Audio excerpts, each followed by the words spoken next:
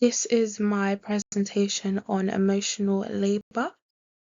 As our economy has shifted from traditional agriculture to a significant growth in service industry, the notion of emotional labor has emerged as a crucial aspect to the modern work life, becoming very relevant.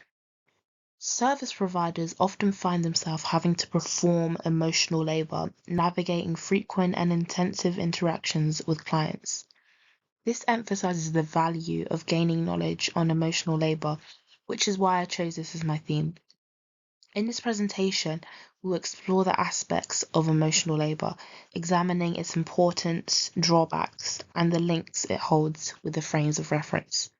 By learning about emotional labor, it will in turn uncover the complexities of human interaction and the impacts it can have on psychological and professional development of the worker within the service industry. So just a quick introduction onto what actually is emotional labor. Um, Emotional labor was formed by the sociologist Ali Hochschild, and she defined it as the management of feeling to create a publicly observable facial and bodily display. And there are two different types of emotional labor. So there's surface acting and deep acting. So surface acting is the process of altering your emotional expressions to adhere to organizational rules. Deep acting is the process of changing your own emotions to present the required emotional expressions. So examples of these that I put were police officer and nurse. So for the example of police officer, their job requires them to perform surface acting as they are expected to be remained in a professional matter, no matter how stressful the situation is.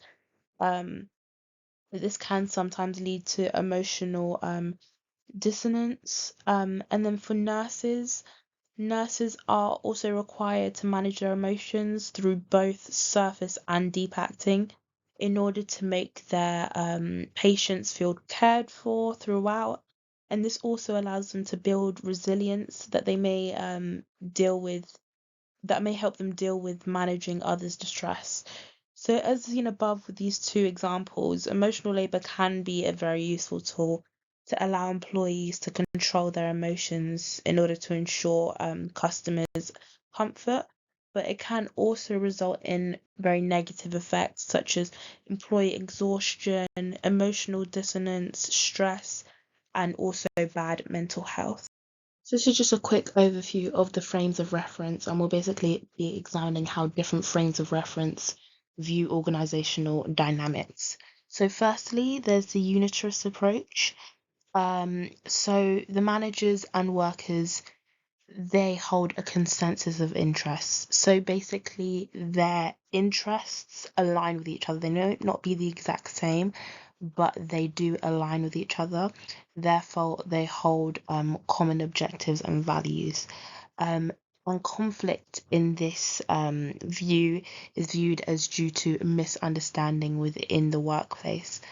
They see power relationships as unproblematic, so they tend to not blame the conflict on power relationships and tend to blame it on the teamwork aspect.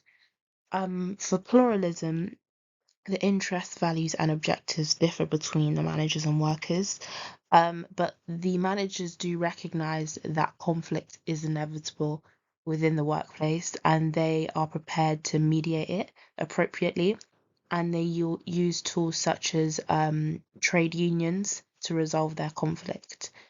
With the radical view, they are completely different. So they believe that capitalism is inherently exploitative, um, and they believe that workers are alienated from their work and they never get to see the fruits of their own labor.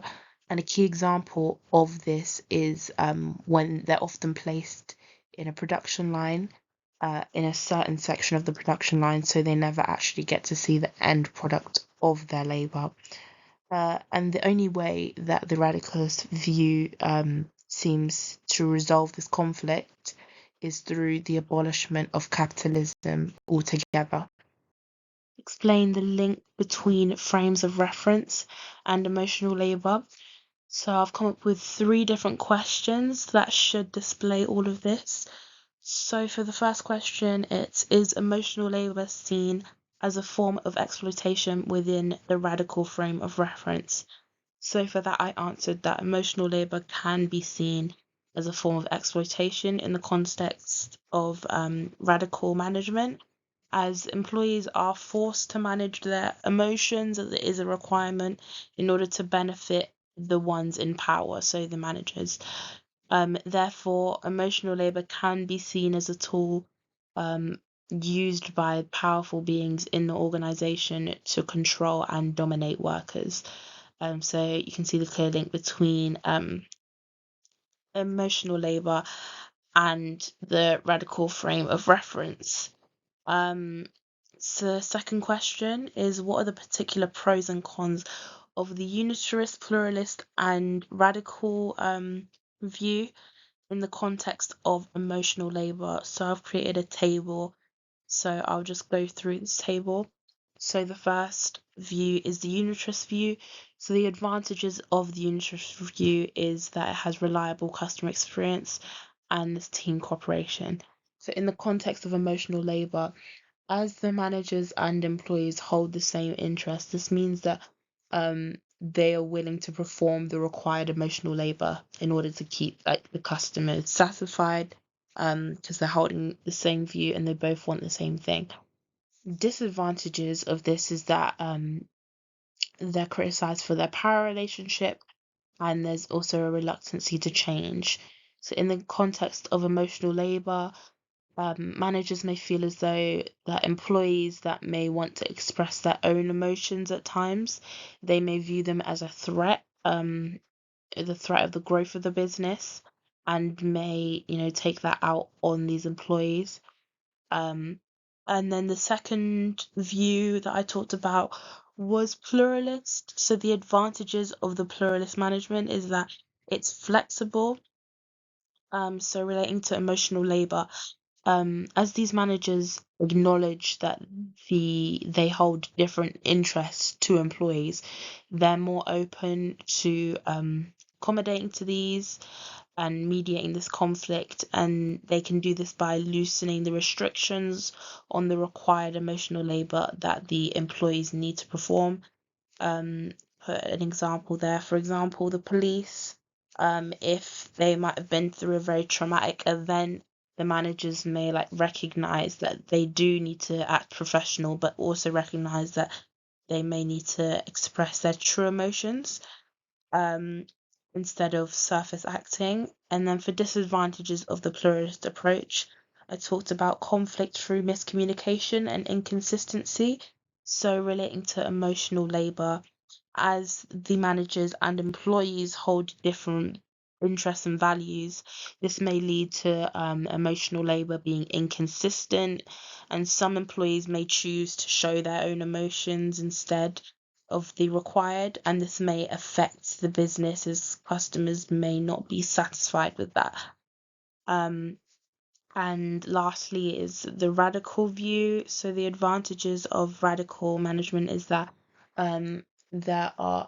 it's ethically applicable. So in the context of emotional labor, managers may highlight the emotional violations within the workplace, and they may advocate for equal rights within, regulating emotions in the workplace. And then disadvantages for the radical view is that it may cause disruption within the workplace. So the radical approach may clash or override with the original views or norms of the organization, which may disrupt the workplace, causing employees to, be confused and there to be a lot of misunderstanding. And thirdly, that question that I put was, what groups in the workplace are affected by these pros and cons? So for this question, it is important to understand that diversity within these groups are very inclusive. So this could include different things like race, class, gender. But I've decided to focus on gender and the information that I found on women and emotional labor. So, in relation to the disadvantage of unitress management, I spoke about how this relates to women as they prefer to manage the need to express their true felt emotions out of fear of receiving backlash.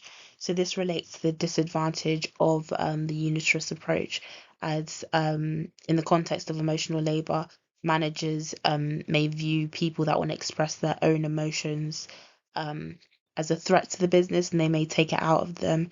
And, women may receive backlash for that. The second point I put is the emotions considered appropriate for women to display at work are typically determined by gender stereotypes of women. So I've put this down for relating to the advantages of radical management, as managers may advocate for equal rights in relation to emotional violations. So obviously, the gendered stereotypes of the emotions of women. So, in conclusion, after gathering all of this research, I personally believe that the pluralist view is the frame of reference that best aligns or best transcends with the study of emotional labour.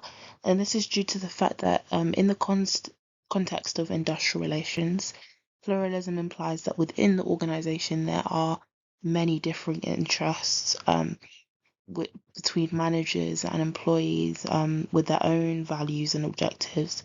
In relation to emotional labour, pluralism acknowledges that fact that people within the organizational structure may have varying interests when it comes to expressing and controlling their emotions. Whilst unitarists and radicalists do hold good, strong viewpoints to take into consideration by offering a general understanding, pluralism overall does stand out, and it offers a valuable insight into the nature of emotional labor, highlighting that the conflict surrounding emotional labor is inevitable within the workplace. And overall, when trying to understand the notion of emotional labor, the pluralist view allows for a better insight into the inner functioning of emotional labor within the workforce, serving as a valuable guide to navigating the various emotional needs of individuals within that workforce.